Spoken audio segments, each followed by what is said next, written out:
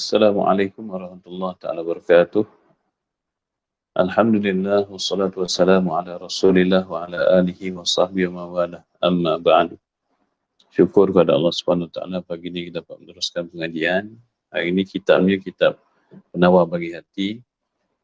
Ustaz Tafi je ke-15, Tafi Al-Banna dia je ke-15 sama ke dengan yang dekat Kuala Keram. Tafiz Al-Banna dia bukan dekat di ke-15, dia dekat di ke-11. Dekat di ke-11 tu kita punya sekolah rendah Seri Tafiz Al-Banna. Yang dekat sini kat Kuala Kerau ni sekolah menengah. Untuk lepasan Al-Banna di sana sambung dekat sini pengajian kitab bermula umur 13. Di sana tu umur 7 sampai 12. Dan di sini bermula umur 13 dan insya-Allah sehingga umur 18. Sini kita ambil masa 6 tahun untuk memberikan mereka ilmu-ilmu asas dan sebahagiannya tidak asas dah pada mereka. Baik, 7:05 pagi, kita mulakan dengan pengajian Qala al-musannifu rahimahullah ta'ala wa nafa'na wa iyyakum bi'ulumihi fid dharain amin. Kitab Rumi 219, kitab Jawi 95. Maka jika engkau bertanya kat situ. Maka jika engkau bertanya, kita bincang tentang redha dengan qada. Cuma redha dengan qada ni kebanyakannya kepada mereka yang tidak mendalami makna redha dengan qada, mereka akan menganggap bahawasanya kena redha juga dengan maksiat, kena redha juga dengan kekufuran. Dan jadi bila dah redha tu, kenapa kita perlu menentang? Kan itu adalah takdir daripada Allah. Bukankah menentang takdir itu adalah tanda orang tak beriman dengan takdir, tanda orang jahil? Macam mana kita nak menyeimbangkan antara redha dengan qada dengan maksiat? Soalnya bukan menyeimbangkan. Tak boleh nak menyeimbang. Tak boleh. Sebab benda tu bukannya kerja untuk diseimbangkan. Kita perlu faham bagaimana dia berfungsi dan bagaimana kita nak jadikan dia sebagai pegangan supaya tak tersalah. Itu adalah poin yang kita nak belajar pada hari ini, insya-Allah. Jadi, kita teruskan, maka jika engkau bertanya betapa aku himpun. Betapa tu macam artinya macam mana aku nak himpun, nak satukan antara redha dengan qada Allah dan benci akan kufur dan maksiat. Sebab benci akan kufur dan maksiat ni satu sifat yang perlu ada. Banyak hadis Nabi SAW sebut tentang perkara ni. Satu, kena redha dengan qada, iaitu terima. Kedua pula, kena benci akan kufur dan maksiat. Menerima tu adalah lawan daripada benci. Kalau dah benci, tanda tak terima. Kalau terima, tanda tak benci. Kufur dan maksiat juga adalah takdir Allah. Macam mana nak imbang? Baik. Dan keduanya tu apa? Kufur dan maksiat. Dan keduanya itu iaitu kufur dan maksiat itu dengan qada Allah Ta'ala jua. Ia juga ketentuan Allah. Kalau Allah tak menciptakan maksiat, maka tidak akan ada maksiat atas muka dunia ni. Kalau Allah Ta'ala tak menciptakan kufur, tak akan ada orang kufur atas muka dunia ni. Allah cipta dulu ketentuan tu, baru ada. Nak terima benda tu, Allah Ta'ala suruh benci. Nak benci, benda tu adalah sesuatu yang telah termasuk dalam takdir Allah. Baik. Nescaya aku jawab. Ini jawapan ulama. Kita ni pegang je lah, ulama jawab. Bahawa kufur dan maksiat itu adalah baginya dua pihak. Lihat pada dua sudut, dia kata. Kufur dan maksiat tu kena tengok daripada dua sudut. Dan semua perkara kena tengok pada dua sudut. Untuk beriman dengan qada ni. Sudut yang pertama macam mana? Pihak tu sudut lah. Dua sisi pandang, boleh juga. Pihak yang pertama bahawasanya keduanya iaitu kufur dan maksiat itu dengan qada Allah dan kehendaknya. Tilik daripada tempat ni, tilik daripada sudut ni. Apabila ditilik pada sudut ia qada Allah, maka kat situ kena redha. Maka daripada ini pihak wajib kita redha. Kita tak boleh nak mempersoalkan. Kalau Allah ni ada, kenapa ada orang kufur? Kan ramai orang persoalkan begitu. Iaitu tanda tak redha dengan qada tu. Lihat pada sudut kufur dan maksiat ini adalah kehendak Allah. Ianya adalah qada Allah. Maka pada pihak ni kita kena redha. Jadi tak boleh kita mempersoalkan kenapalah ada orang kufur, kenapalah ada orang buat maksiat. Kalau Allah ni ada, patutnya tak ada orang buat maksiat. Kita kena faham Allah cipta alam ni sebagaimana yang dihendak. Dan dia telah pun mengkehendaki alam ni dicipta dengan adanya dalam banyak-banyak perkara tu ada kufur dan maksiat. Maka menerima kufur dan maksiat itu sebahagian daripada qada Allah, itu wajib. Simpul kat situ. Itu sudut pandang yang pertama. Sudut pandang yang kedua pula. Maka daripada ini pihak wajib, belum lagi sudut pandang kedua. Dia masih lagi menghuraikan. Maka daripada ini pihak tu pihak ini, dia kalau bahasa Arab tu disebut hadhil jihah. Hadhil jihah. Dia terjemah hadhihi tu ini, jihah tu pihak. Tapi kalau kita susun dalam bahasa Melayu, pihak ini. Bahasa Arab, dia mengikut terjemahan bahasa Arab. Maka daripada pihak ini, kalau bahasa kita, wajib kita redha dengan keduanya. Kerana apa nak redha? Hakikatnya kita redha dengan qada Allah Ta'ala. Kita redha tu bukan redha dengan kufur dan maksiat tu. Kita redha, ini ketentuan Allah. Allah buat alam ni begini, aku kena terima lah begini. Tiba-tiba kita kata, uish, tak sesuai Allah Ta'ala buat macam ni. Allah Ta'ala patut tak buat redha, tak buat kufur. Ish, tak boleh. Bila kita belajar, bila kita redha, artinya kita kena terima. Inilah bentuk kejadian alam. Di dalamnya ada kufur, ada maksiat. Kita redha tu kerana apa? Kita redha tu kerana ia kehendak Allah, ia qada Allah. Bukan redha dengan sifat kufur dan maksiat tu. Redha dengan Allah jadikan alam ni ada kufur, ada maksiat. Yang tu kena redha. Kemudian, itu pihak pertama. Itu adalah sudut pandang pertama. Dan pihak kedua, iaitu sudut pandang yang kedua. Bahawasanya keduanya apa? Keduanya tu kufur dan maksiat. Dengan usaha dan ikhtiar. Keduanya tu berlaku, sebab itulah dekat sini, kita kena belajar ilmu tauhid. Kan kita ada perbuatan ikhtiari dengan perbuatan ittirari. Satu perbuatan ikhtiari tu apa dia? Perbuatan ikhtiari, perbuatan yang datang daripada usaha kita dan ikhtiar kita. Nak buat maksiat, bukannya kita tunggu ni terjadi maksiat, nampak satu peluang untuk melakukan maksiat, maka kita pun berusaha. Usaha dan ikhtiar tu datang daripada pilihan hati. Pilihan hatilah tempat Allah Ta'ala nak hukum. Bak takdir Allah, itu kerja Allah, bukan kerja kita. Bak qada Allah, Allah Ta'ala tentukan begitu. Allah Ta'ala tentukan ada kufur, ada maksiat. Tapi Allah Ta'ala juga tentukan pada diri kita ni ada usaha dan ikhtiar. Pada sudut kita memandang usaha dan ikhtiar tu, dan orang yang berbuat maksiat, dan apabila dia ada usaha dan dia ada ikhtiar, lalu dia buat maksiat, ataupun dia buat kekufuran, maka daripada ini pihak, wajib kita benci daripada keduanya. Pihak mana nak benci ni? Pihak usaha ikhtiar hamba yang berusaha nak buat maksiat tu. Pihak takdir Allah, pihak qada, memang kita kena redha. Allah memang jadikan kekufuran. Allah memang jadikan maksiat. Tapi pada pihak usaha ikhtiar hamba, yang kita belajar dalam ilmu tauhid itu, ikhtiari itu, kat situ wajib kita benci. Wajib benci kepada pelakunya kerana dia melakukan perkara tersebut. Bukan benci kepada pelakunya sampai bila-bila, walaupun pelakunya tu telah meninggalkan perkara tersebut. Sebab tu dikaitkan benci kepada pelaku ni kerana perbuatan ikhtiar dia. Usaha dan ikhtiar bagi orang buat dosa tu. Kalau dia dah tinggalkan, dia dah bertaubat, maka tak boleh dah benci pelaku. Kita ni senang kata nak cakap orang ni sampai mati.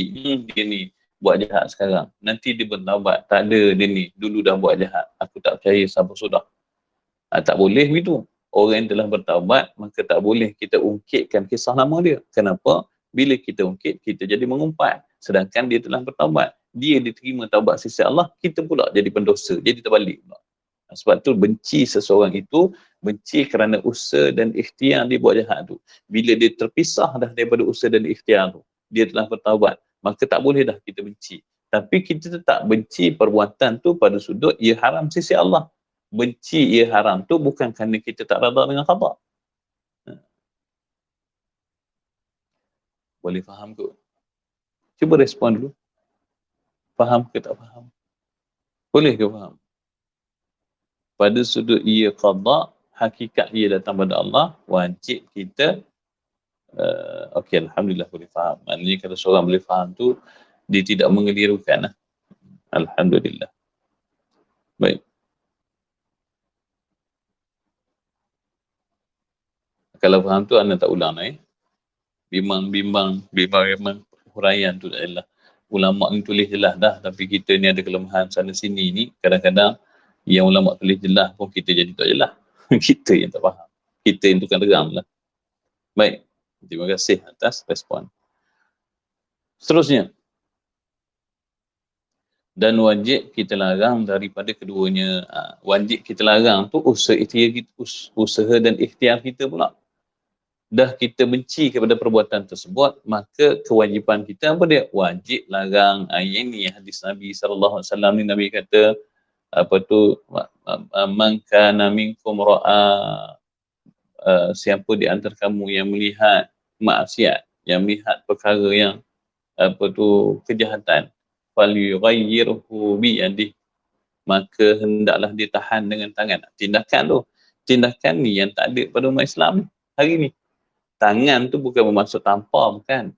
Tangan ni ulama sebut dia adalah kuasa. Kalau kita ada kuasa, dengan kuasa tu wajib kita menegah maksiat daripada berlaku.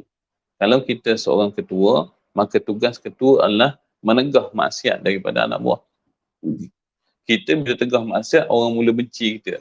Ni, pada waktu sekarang ni, pencegah maksiat ni dia benci. Kenapa? Kerana mereka ni mengganggu perbuatan melakukan maksiat. Bila mereka ni mengganggu, mereka ni dia benci lah oleh masyarakat yang suka buat dosa dan maksiat ni. Takut pada kebencian tu, tiba-tiba kita tidak sanggup untuk melakukan amal ma'ruf nahi munkar. Yang tu tak boleh. Sebab itulah kat sini ni kita mengaji kitab tasawuf ni. Tasawuf ni bukan semata-mata berserah. Sebab tu tasawuf ni didik jiwa supaya jadi orang benar-benar beriman. Bukan jadi lembut tak tentu pasal. Lembut tak tentu pasal tahu. Belajar tasawuf jadi lembek hati. Tasawuf bukan suruh hati kita jadi lembek. Tasawuf suruh hati kita jadi tegas dengan Allah. Tegas dengan apa yang Allah Ta'ala suruh. Berpegang sungguh dengan apa yang Allah Ta'ala suruh. Bukan jadi lembek tak tentu pasal. Satu hari Siti Aisyah radhiyallahu anha dia tengok sekumpulan lelaki, ketika ni Rasulullah dah wafat dah. Dia tengok beberapa sekumpulan lelaki berjalan lemah longlai. Macam kalau sekarang ni kita kata pondan lah. Lalu Aisyah tengok dia perilaku orang tu lembut, dia macam perempuan. Lalu dia tanya pada sahabat, siapa mereka ni? Sahabat pun kata mereka ni ahli ibadah. Mereka ni duduk di masjid hari-hari sembahyang sunat, puasa, lalu perlakuan mereka sangat lembut. Kemudian kata Aisyah apa? Aku rasalah yang lebih kuat ibadat adalah Umar Al-Khattab. Tapi kalau aku tengok dia berjalan, tiap-tiap langkah dia tu macam anak panah tertusuk atas bumi. Anak panah kan sucak. Dia punya langkah tu tegak. Tuk. Tak ada lemah nolai.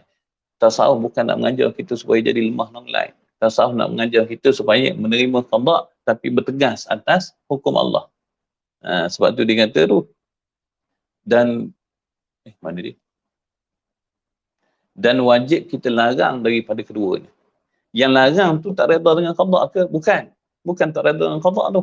Yang larang tu adalah kerana tanggungjawab kita apabila melihat orang yang berikhtiar buat maksiat, maka kita kena ada ikhtiar untuk melarang maksiat kita berlaku. Baru seimbang dunia. Ini dengan reda dengan qada, nak buat macam mana? Tu takdir Allah dah, dia buat jahat. Lalu kita ni tak boleh nak buat apa dah. Reda je lah. Itu adalah sesuatu yang sangat salah. Dia tak boleh dengar suara tadi.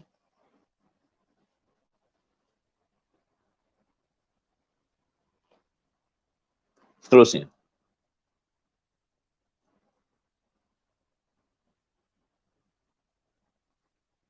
Seperti wajib kita menyuruh dengan kebajikan, sama juga wajib seperti itu, maksudnya seperti mana kita wajib menyuruh kepada kebajikan, seperti itu juga kita wajib melarang kepada kemungkaran. Sebab tu amal ma'ruf nahi munkar tu.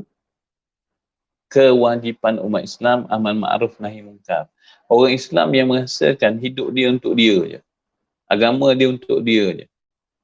Ibadah dia saja. Orang Islam ni telah memisahkan diri daripada tanggungjawab agama. Semua orang Islam yang beriman, sebenarnya menjadi duta kepada agama. Dan sebenarnya menjadi penguat kuasa kepada agama. Tanpa perlu ada lantikan rasmi, kena ada watikah, kena ada surat lantikan, kena ada waktu mula bekerja, tak ada. Asal masuk jadi orang Islam je, maka tugas mereka adalah amal ma'ruf nahi mungkar sebahagian daripada tugas mereka. Amal ma'ruf nahi mungkar sebahagian daripada tugas umat Islam yang ni telah diabaikan dalam tempoh masa yang lama sehingga kewajipan ini dianggap sebagai satu beban yang dirasakan tak perlu ditanggung oleh kita. Kenapa pula kita kena nak jaga tepi kain orang lain? Ni tepi kain ni, duk main tepi kain ni. Apa tu peribahasa tepi kain orang ni bukanlah 100% boleh digunakan dalam Islam. Yang duk jaga tepi kain orang ni menyibuk tentang hal orang lain. Tetapi amal ma'ruf nahi mungkar wajib. Seperti mana wajib buat kebajikan, wajib juga mencegah kemungkaran. Buat kebajikan, cegah kemungkaran itu bukan tanda orang tak redha dengan qada. Bahkan itu tanggungjawab kita atas usaha dan ikhtiar kita. Mereka usaha dan ikhtiar atas buat kufur dan maksiat. Kita usaha dan ikhtiar atas memerangi kufur dan maksiat. Kita tengok nak buat macam mana. Dalam kampung kita tak apalah nak tegur kan segan. Apa orang kata. Duk main apa orang kata ni akhirat esok kita akan berhadap dengan soalan-soalan daripada Allah SWT yang sukar untuk kita jawab. Bila si anak gadis yang sentiasa menunjukkan aurat mereka di hadapan orang, bila kita sentiasa melihat dia ni, terdetik dalam hati nak tegur, tapi tak tertegur sebab segan. Lalu di akhirat kelak, apabila dia ni, Allah Ta'ala hukum dia, maka dia akan kaitkan nama kita. Ya Allah, dalam kampung aku, ada seorang orang alim, tapi dia tak pernah beritahu aku untuk menutup aurat. Tidakkah dia menanggung dosa? Kerana tidak pernah menyampaikan kebenaran kepada aku. Dia tu memang dosa dah. Tapi orang yang mengetahui. Sebab tu amal ma'ruf nahi mungkar tu kena buat. Kerana bahawasanya redha dan benci itu tiada berlawanan keduanya apabila ada keduanya pada dua pihak yang berlainan. Tadi kita kata tak boleh nak satukan antara redha dengan benci. Sekarang ni kita bukan satukan redha dengan benci. Tapi kita lihat pada sudut yang berbeza.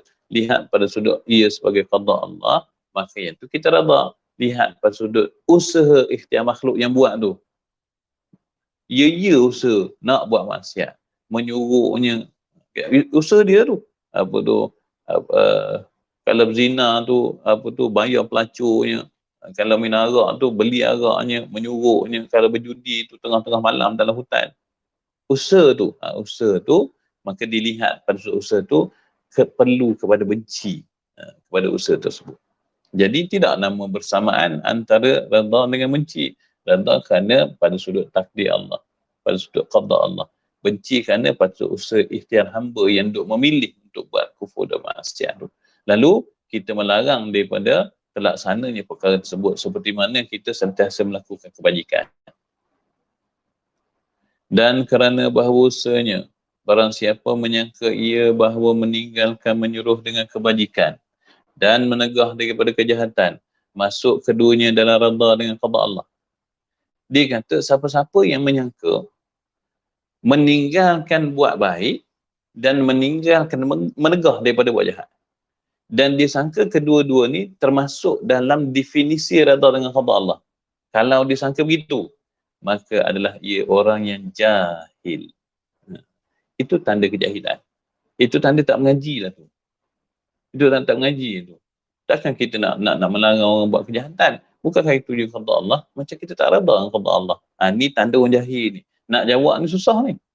Nak jawab susah kenapa? Kerana jawapan ni dia perlu mengaji, dia perlu belajar.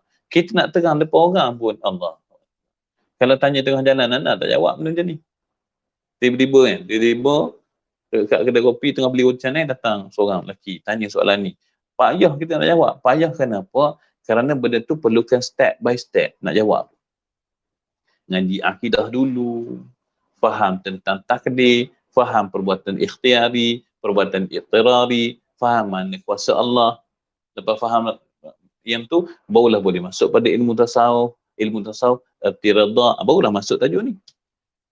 Sebab tu umat Islam tu, kalau nak dapat ilmu, tanya tengah jalan ni, tak dapat ilmu. Ilmu ni bersusun satu persatu. Sebab tu talabul ilmi faridatun ala kulli muslimin wa muslimatin. Tuntut ilmu tu satu fardu, kefarduan bagi tiap-tiap lelaki dan perempuan Islam.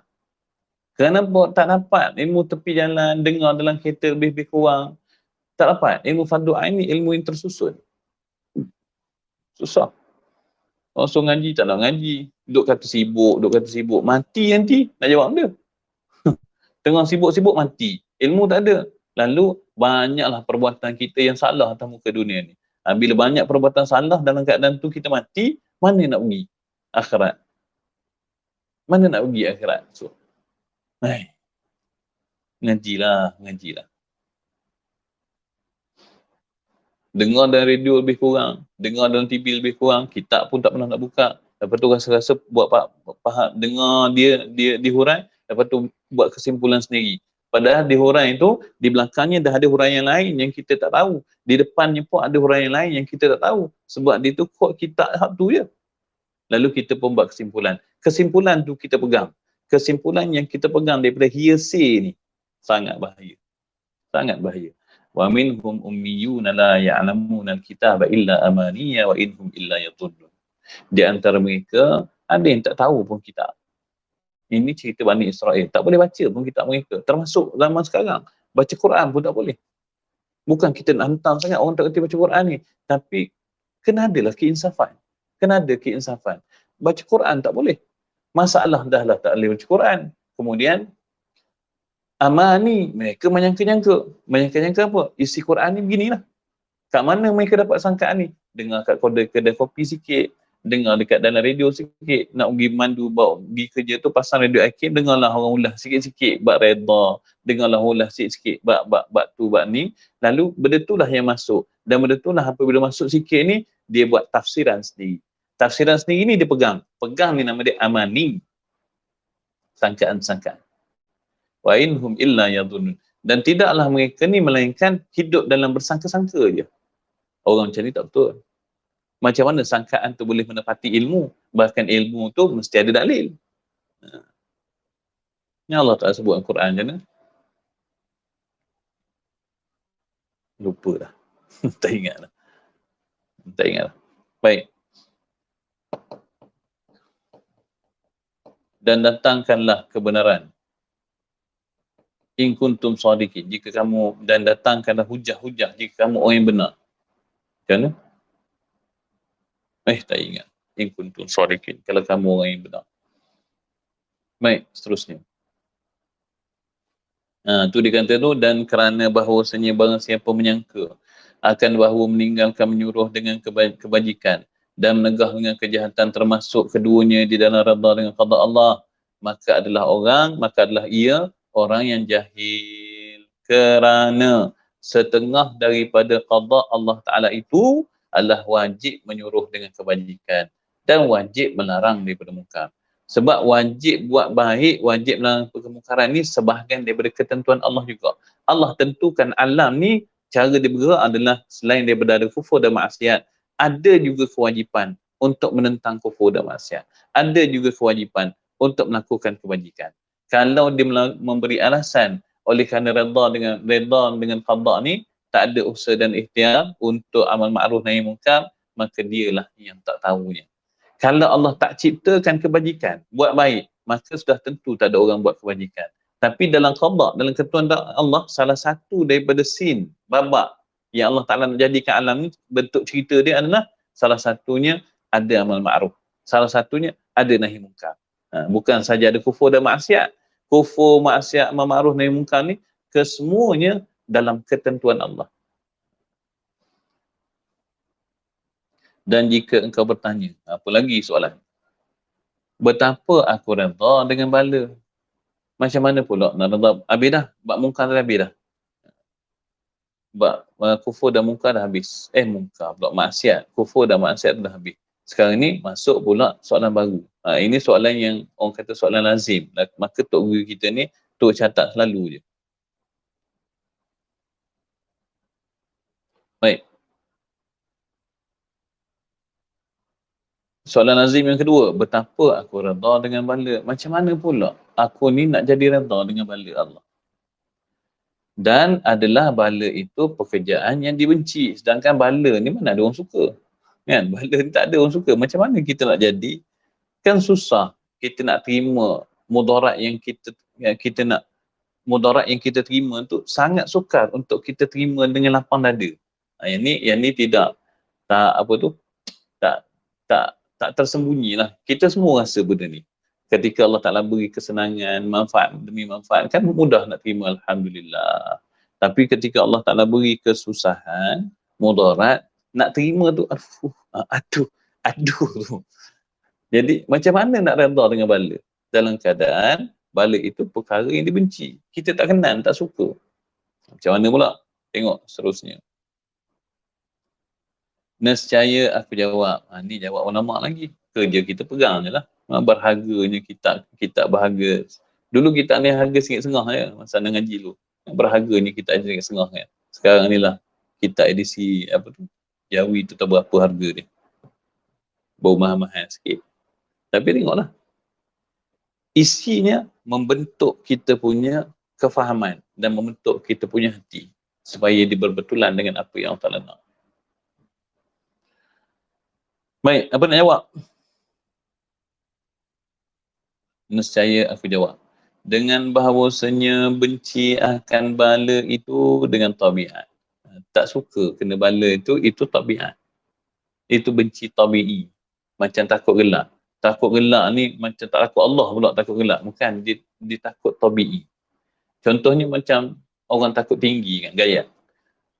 Takut gayat ni kenapa tak takut Allah ke? Tak, bukan maksud takut gayat tu tak takut Allah. Tapi tabiat dia. Tabiat ada orang takut lipas. Takut lipas pun takut. Allah tak takut. Tak boleh cakap itu.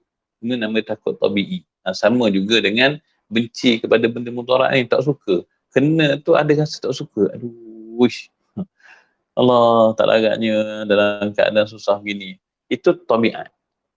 Fahami tabiat tu. Tabiat manusia tu memang Allah Ta'ala sebut. Apa tu? Khuliqal insani ajula. Satu lagi kan. Yang tu ajal tu bersifat bersifat tergesa-gesa. Manusia ni memang sifat dia tak sabar. Sifat memang Allah Ta'ala cipta. Jadi menerima sifat kita yang sukar sabar tu satu hal lah, kena terima. Ini qada Allah, aku kena terima. Sifat aku ni kuat. Memang sifat manusia ni memang kurang sabarnya. Kemudian apabila terima bala, maka yang kurang sabar tu lah akan meledak. Ledakan tu kita kena faham, itu benci seperti benci tabi'i, macam takut yang tabi'i. Ada orang takut dengan katak. Katak tu bukan boleh tumbuk kita sampai mati pun. Katak tu tak boleh buat apa, toin, tapi kerana geli dia tu jadi takut. Takut menjerit-jerit. Sampai naik atas meja. Katak tu duduk sana je. Katak tu pandang je. Lepas tu dia lari dah. Lepas tu dia lompat. Dia bukan nak nyakap pun. Tapi takut tu datang mana-mana. Tak takut Allah ke tu sampai takut beri sangat katak? Bukan, takut tu tabi'i. Sama benci tabi'i lah. Seterusnya. Dan redha dengan bala itu dengan akal. Redha dengan bala ni dengan kita kena fikir. Fikir macam mana? Dan dengan akal bahawasanya ini Allah Ta'ala tentu. Walaupun hati aku ni tak suka ni kena ni. Tapi bila Allah Ta'ala beri. Bila Allah Ta'ala beri tu, dengan akal kita kena terima. Bahawasanya perkara tu memang ada dalam qada. Allah Ta'ala ciptakan. Memang sifat kita ni tak suka kepada perkara tersebut. Kemudian mudarat tetap ada, bala tetap ada, tak suka kita tak ada. Kalau Allah tak ciptakan tak suka, maka kita tidak akan pernah tidak suka. Mesti kita akan sentiasa suka. Allah tak cipta juga kita tu ada sifat tak suka pada benda-benda susah. Allah tak ciptakan benda susah. Lalu Allah Ta'ala beri. Allah Ta'ala uji kita. Maka dengan memahami bahawasanya kita ni memang tak suka benda susah, Allah pun selalu beri bala kepada kita sebagai ujian, maka kita terima qada ni. Memang aku begini, memang sifat Allah begitu. Terima tu dengan akal, dengan fikir. Hati kita ni memang akan menolak lah sifat manusia kan. Itu sebelum sampai redha. Orang redha tak ada dah benda ni. Makam kita, disebut makam kita, makam sabar ni. Dan dengan sebab mengetahui ia akan besar pahala bala itu. Yang kedua, Yang menyebabkan kita ni perlu redha adalah bila kita fikir, bila kita kena bala, melihat semata-mata bala yang Allah Ta'ala beri, memang kita tak suka. Tetapi bila kita belajar melihat kepada balasan atas bala, bila sabar atas bala, balasannya pahala yang besar. Sebab Allah Ta'ala sebut, innama yuwaffas sabiru, innama yuwaffas sabiruna bighairi hisab, ajrahum bighairi hisab. Sesungguhnya, hanya senya akan dibalas orang-orang sabar tu, pahala mereka tu dengan tanpa boleh dikira nanti. Jadi bila kita melihat kepada bala dan melihat kepada sabar dan melihat kepada pahala, apabila kita melihat kepada bala dan melihat kepada besarnya pahala bala, maka ia memberi pahala yang sangat besar.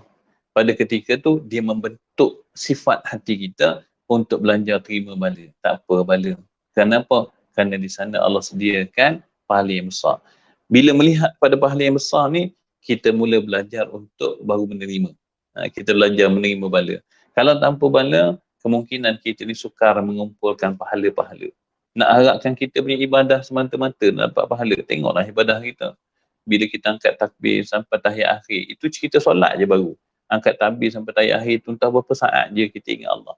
Lain pada tu tak ke mana-mana akal kita ni. Kita dah cuba sedaya upaya dah ingat Allah. Tapi dalam cuba-cuba tu syaitan boleh masuk sok ditukar. Dilupakan kita pada Allah. Ketika kita melakukan kebaikan dan kebajikan, berapa banyak hati kita terganggu. Nak sedekah, datang pula riak. Walaupun kita salah, dia masuk juga dalam hati kita ni. Nak mengharapkan terhadap apa yang kita buat kebaikan, ibadah-ibadah kita ni payah. Tapi dengan adanya kesusahan dan bila kita sabar, ada balasan pahala-pahala yang besar. Hak ni lah top up kita punya ibadah yang tak cukup. Melihat pada sudut itu, maka kita barulah boleh belajar untuk menerima bala. Menerima apa? Menerima dengan baik qada Allah Ta'ala akan bala tu. Baik.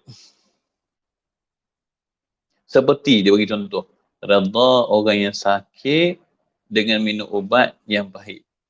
Redha sakit, kemudian diminum juga ubat yang pahit. Kerana mengetahui ia akan bahawasanya ubat yang pahit itu sebagai sembuh penyakit yang dia bagi analogi lah.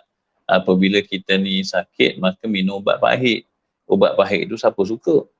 Tetapi dia tahu dengan sebab bagi ubat tersebut, sebab bagi sembuh penyakit.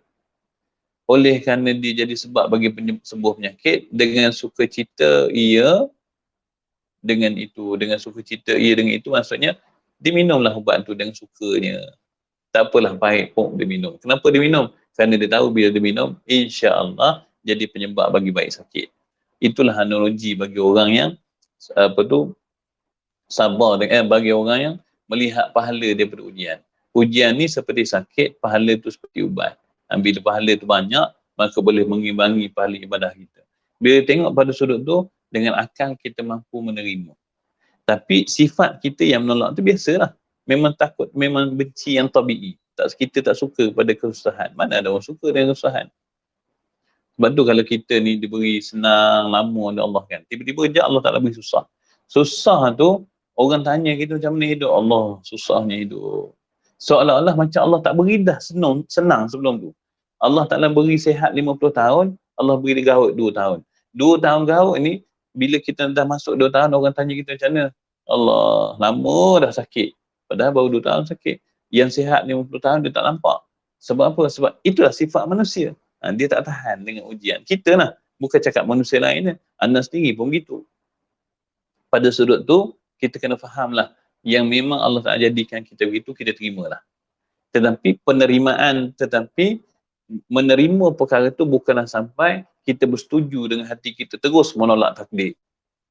Fikirlah dengan akal, iaitu tengoklah pahala di sebalik bala tu. Nak mengharapkan ibadah kita yang sedikit ni entahlah lepas ke tidak. Dengan bala ni lah boleh bantu kita punya ibadah, boleh bantu kita punya pahala. Moga-moga dengan bala yang banyak ni lah boleh menyebabkan timbangan kebaikan kita di akhirat kelak jadi lebih baik.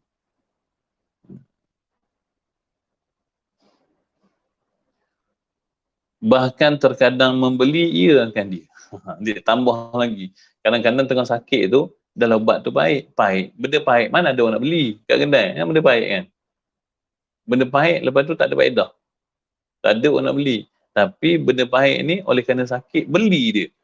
Dia beli. Si beli benda pahit. Kalau kita sihat, mampus tak beli. Cakap mudah ni. Kalau kita sihat, tak beli ubat tu. Tapi kerana sakit punya pasal, maka kita beli. Beli. Sanggup beli. Bahkan terkadang membeli ia akan dia. Dengan harga yang mahal pula. Beratus-ratus harga. Beli juga. Mana ada orang beli benda tak sedap? Kecuali orang sakit. Jadi, kita ni nak dapatkan pahala, nak mengimbangi kita punya ibadah tu. Menerima pahala yang besar.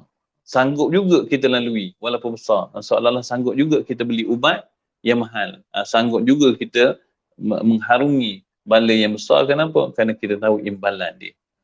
Ni sanggup beli ubat yang mahal, kena tahu. Kenapa? Kerana kita tahu dia punya kesan dia pada kesihatan. Dan mengupah ia akan doktor yang menikamnya dengan jarum. Kadang-kadang siapa suruh orang cocok? Mana ada orang suka kena cocok? Tak tahulah kalau ada orang suka kan. Anda tak suka kena cocok. Tapi ketika sakit, upah doktor. Upah doktor tu bukan doktor tu layan baik-baik. Upah doktor suruh cocok tarum tu pula. Mana ada orang upah seseorang untuk menyakitkan diri? Tak ada. Orang tak sihat je. Tapi nak cerita kerana di sebalik perkara tu ada kesihatan. Lalu sanggup juga. Begitulah dengan bala ni. Di sebalik bala tu ada pahala yang besar. Makin besar bala, makin besar pahala. Maka sanggup tu sanggup. Kerana besar pahala itulah, sangguplah seseorang itu untuk melalui keadaan bala dengan tenang. Aku terima qada Allah. Kenapa? Kerana Allah Ta'ala balas dengan pahala yang besar. Ini mula-mula nak belajar lah ni. Mula-mula nak belajar. Esok lama-lama dia tak tengok dah pahala tu. Baik. Panjangnya lah tajuk ni. Seterusnya.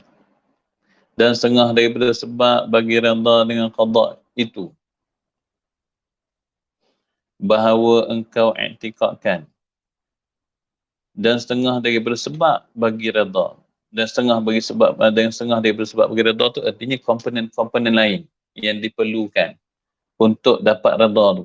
Redha dengan qada tu. Apa dia antara komponennya?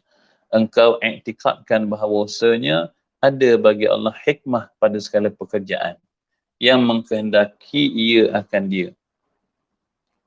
Ini perkara yang sangat membantu. Bila kita sebut di sebalik setiap kejadian ada hikmah. Biasanya bila kita kata ada hikmah, bila sebenarnya perkataan ada hikmah tu sangat memujuk jiwa kita.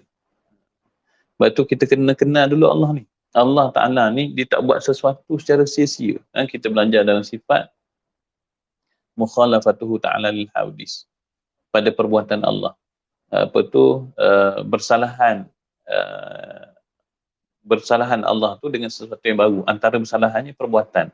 Dalam senarai perbuatan yang bersalahan tu salah satunya adalah perbuatan Allah tidak sia-sia. Bila kita belajar perkara itu dikaitkan dengan tasawuf. Sebab tu ilmu tasawuf, ilmu tauhid ni dia kena berganding. Dikaitkan ilmu tasawuf, maka bila berlaku sesuatu yang bala pada kita boleh kait perbuatan Allah tak sia-sia.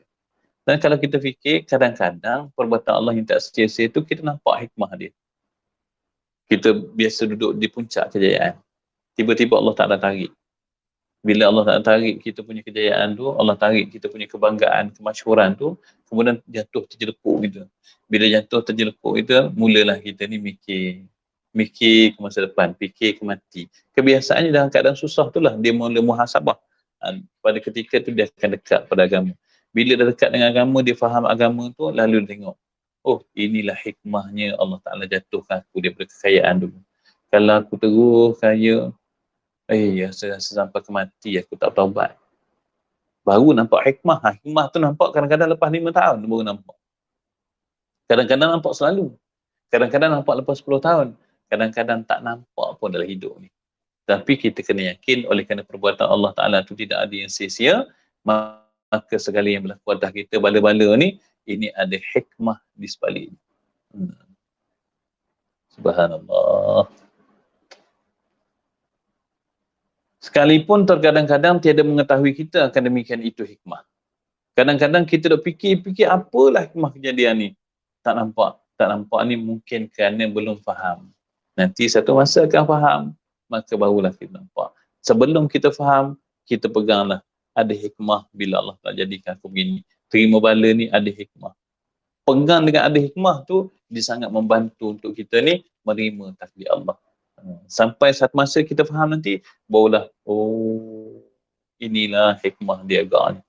Kat situ, betul lah Allah Ta'ala buat begini kat aku. Terima lah tu. Ketika tu baru je lah.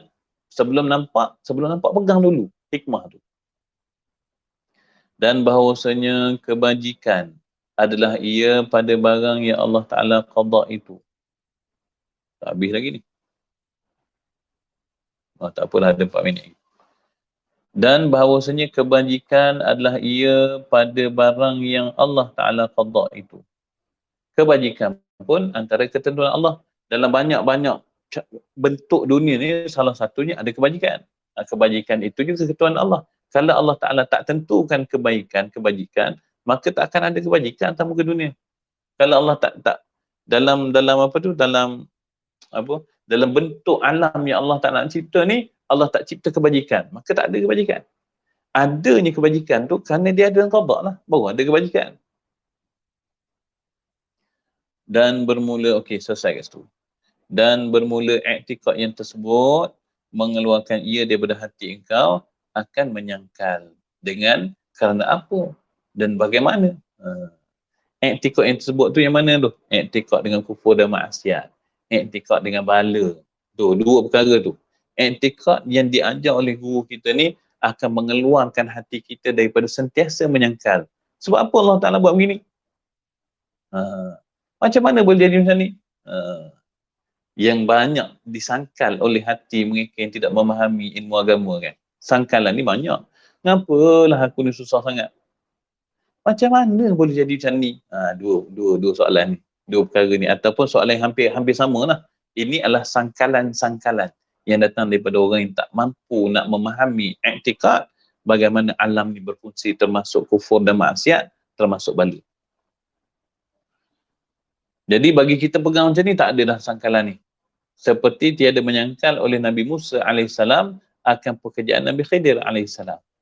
Seperti Nabi Musa tidak menyangkal pekerjaan Nabi Khidir AS, tak kala mengetahui ia akan hikmah menebuk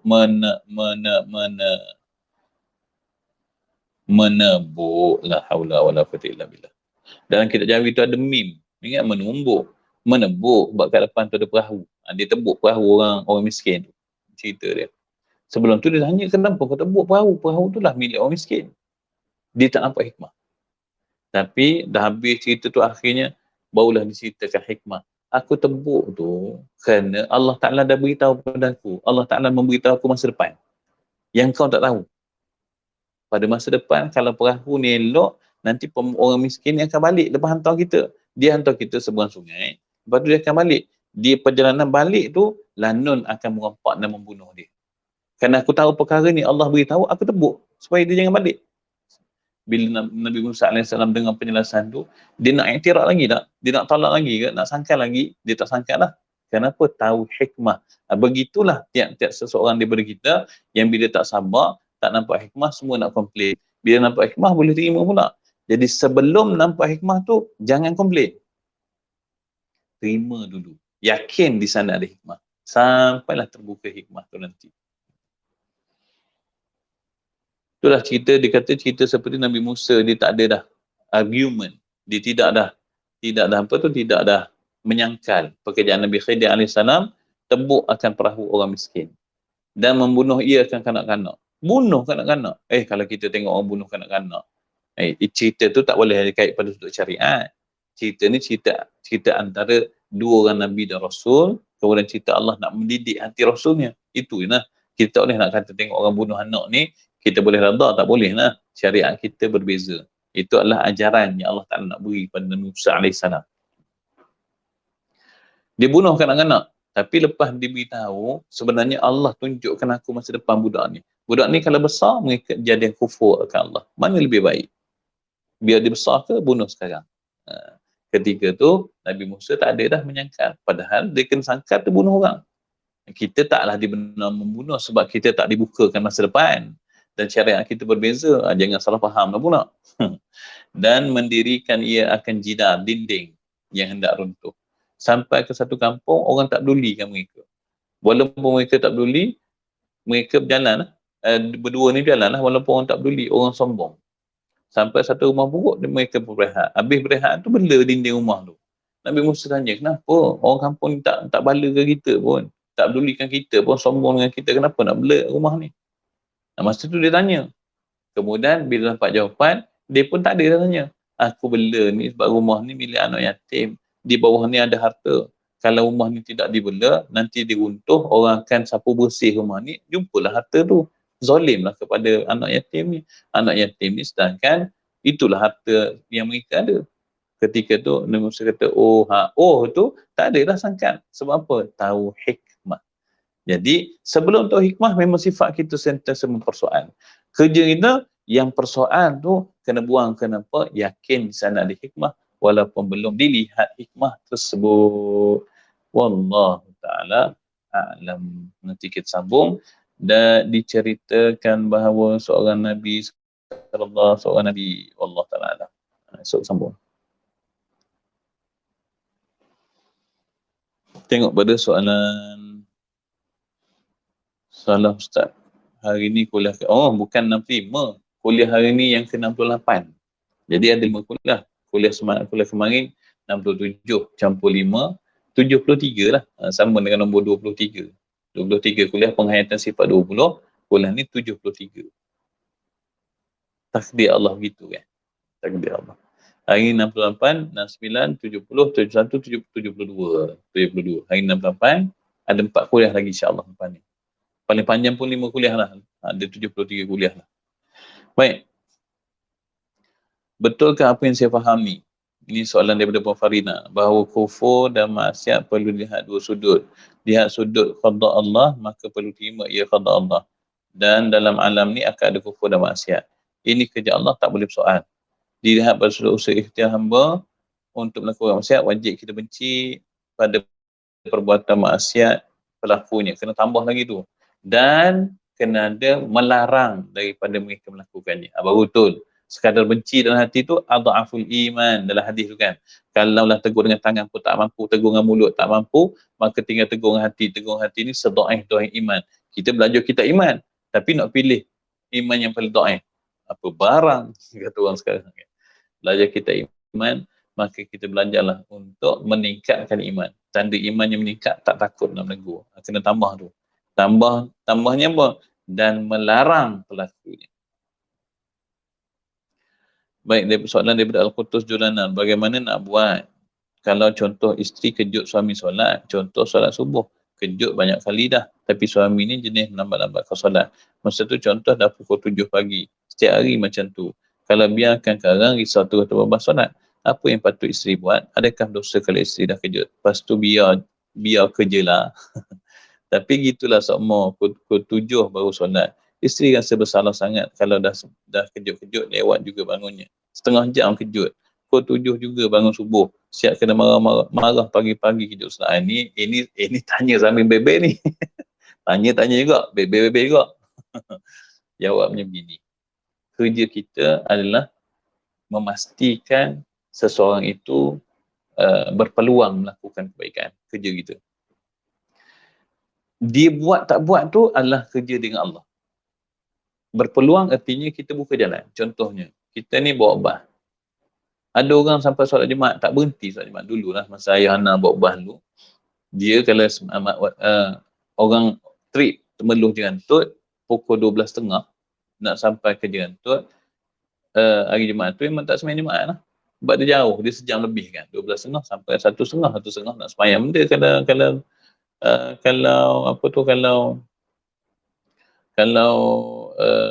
berhenti tak sampai 1.30, ada sampai pukul 2 kan, dia berhenti jalan. Jadi nak kerja time pukul 2 sebab 2.30 daripada Jerantut nak balik pula, nak balik ke Temerloh, trip seterusnya. Itu waktu yang diberikan oleh pengurusan bas. Jadi ramai orang tak berhenti sembahyang. Saat jumpa masjid, driver teruskan. Orang lelaki yang tak semayang dalam bahan tu, semua driver tu tanggung. Driver tu tanggung dosa tak semayang. Kemudian tanggung juga dosa orang tak semayang dalam bahan. Kenapa? Dia tak beri peluang untuk orang semayang. Ayuhana ni, dia dah bajet dah. Temeluh ni, dia akan sempat semayang Jumaat dekat Masjid Kelibang. Jadi tiap-tiap kali Jumaat, 12.30 dia akan bertolak, dia akan berhenti di Masjid Kelibang tu, dia akan semayang Jumaat kat situ. Mana-mana orang lelaki yang tak turun tu, dia dah diberi peluang untuk semayang. Tapi dia yang tak semayang. Ni dia tanggung sendiri yang dosa. Ayana dah parking dah bas. Parking bah, pergi semayang. Patutnya orang lelaki tu ada peluang nak semayang. Begitulah juga kita dengan suami. Kejut dah suami, kejut dah, sedarlah. Tapi kalau dia memilih untuk tidur semula, sampailah dia tak semayang, maka dia tanggung dosa dengan Allah. Kita tak ada dah. Kejut suami tu perlu berapa kali? Sekali je. Beritahu abang, subuh dah masuk. Okey, bangun. Tiba-tiba tidur semula. Dia tidur semula dalam keadaan selepas masuk subuh tu, dia dah sedar. Dah sedar tu, jatuh wajib semayang. Tiba-tiba tidur semula, sampai tertinggal semayang subuh. Yang tu dosa semayang subuh dia tanggung. Kita tanggung tak? Kita tak tanggung. Bahkan bagi seorang isteri, tak wajib pun kejut suami. Sebab apa? Sebab bukan isteri yang kena jaga suami. Suami yang kena jaga agama isteri. Kalau suami tu yang tak jaga agama isteri tak bangun subuh, suami tak kejut. Suami tanggung dosa. Tapi kalau suami tak bangun subuh, isteri tak kejut. Itu isteri tak tanggung dosa. Sebab isteri tak tanggung dosa suami. Suami tanggung dosa isteri. Kerana amanah yang berat ni lah, seorang suami sebelum nak jadi suami, kena faham dulu agama. Kalau tidak, cacah merbah keluarga. Adakah isteri kena redha je lah suami dia solat lewat setiap hari? Baik. Pada sudut redha itu qada Allah. Ya Allah, kau tentukan suami aku macam ni. Aku redha qada ni. Tapi usaha kita ada. Yang kejut tu usaha dan ikhtiar. Kita buatlah usaha dan ikhtiar. Moga-moga bila kita lakukan usaha dan ikhtiar tu, satu hari berubah qada Allah atas diri dia. Boleh semayang awal. Itu usaha kita. Keikhlasan kita daripada Puan Rokiah Ahmad. Keikhlasan kita menerima bala merupakan kemanisan iman kita. Betul tak Ustaz? Betul. Sungguh. Bila kita buat mampu terima bala dengan baik ni kan, kita akan rasa nikmat. Kenikmatan yang orang tak rasa. Orang tak rasa. Sebab itulah. Betul.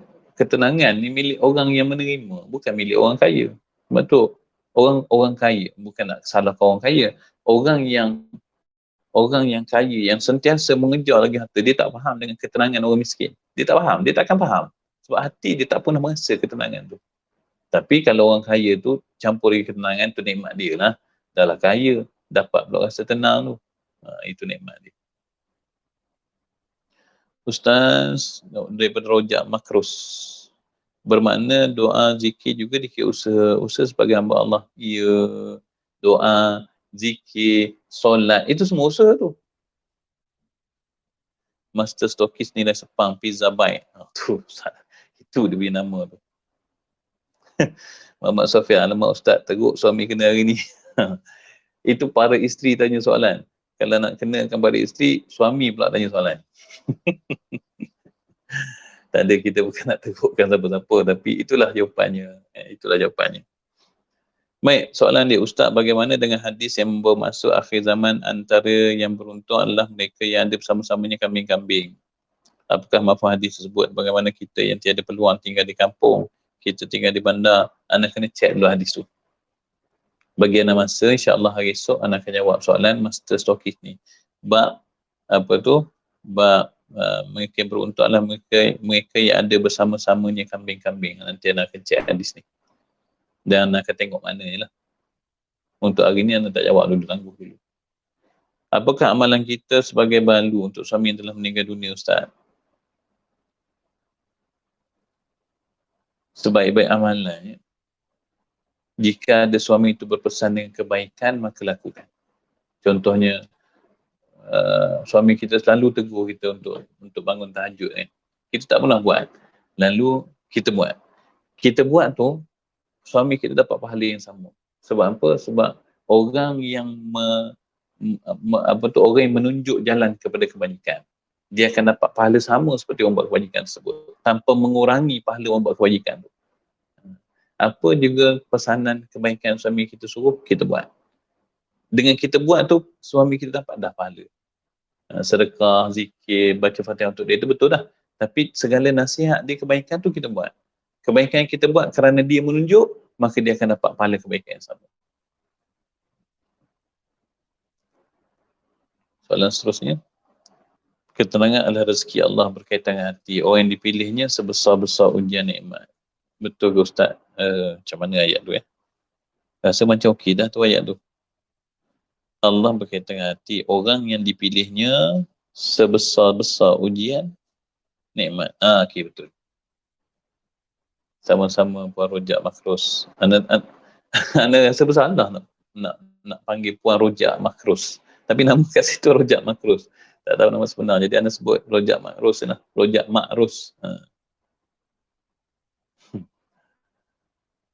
Silakan Puan Long Long. Baik. Sekadar tu dulu, insyaAllah. Hari esok kita sambung lagi. Kita pengajian kitab Aqidatul Najin. A'udzubillah minasyaitonirrajim. Bismillahirrahmanirrahim. Alhamdulillahirabbil alamin wassalatu wassalamu ala asyrafil anbiya'i wal mursalin wa ala alihi washabbihi ajma'in. Ya Allah, Tuhan kami, ampunlah dosa kami, ya Allah. Ampunlah dosa-dosa kedua ibu bapa kami, ya Allah. Ampunlah dosa sahabat andai kami, ya Allah. Ampunlah dosa pejuang-pejuang agama, ya Allah. Ampunlah dosa penuntut-penuntut ilmu agama, ya Allah. Ampunlah dosa guru-guru kami, ya Allah. Ampunlah dosa semua orang beriman yang masih hidup ataupun yang telah meninggal dunia. Ya Allah, ya Tuhan kami, ampunlah segala dosa-dosa kami yang besar lagi kecil, yang zahir dan juga yang batin. Ya Allah, ya Tuhan kami, ampunlah dosa-dosa yang kami lakukan ketika kami lalai, yang kami lakukan ketika kami tak sedar, yang kami lakukan ketika lemah iman kami, yang kami lakukan kerana kelemahan dan juga ketaksiran kami dalam menjadi hamba kepada-Mu, ya Allah.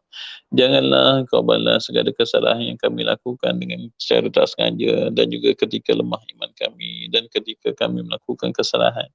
Ya Allah, ya Tuhan kami mengetahui Engkau Maha mengetahui tentang lemahnya kami, ya Allah. Ya Allah, ya Tuhan kami, Engkau juga mengetahui betapa kami telah menyerahkan diri kami kepada-Mu, ya Allah.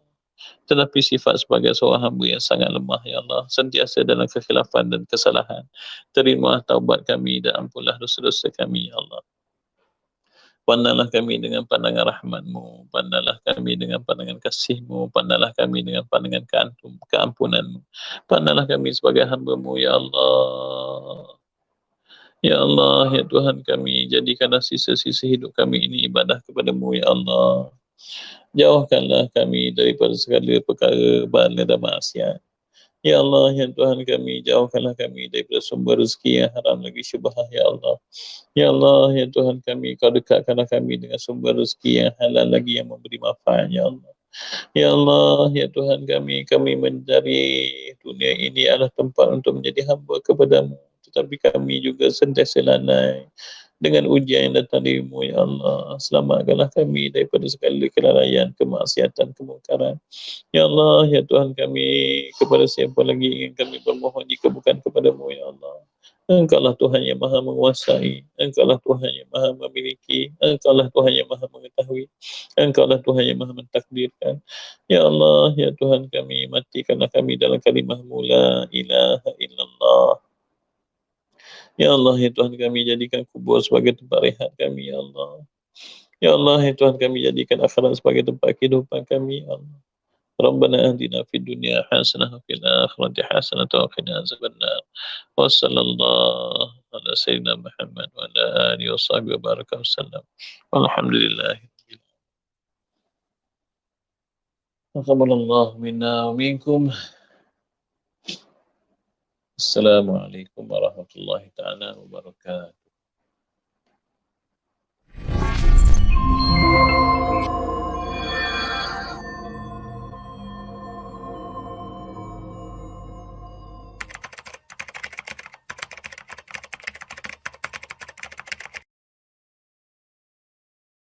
Takbir, Allahu Akbar. Takbir, Allahu Akbar. Salatullah, salamullah ala taha rasulillah.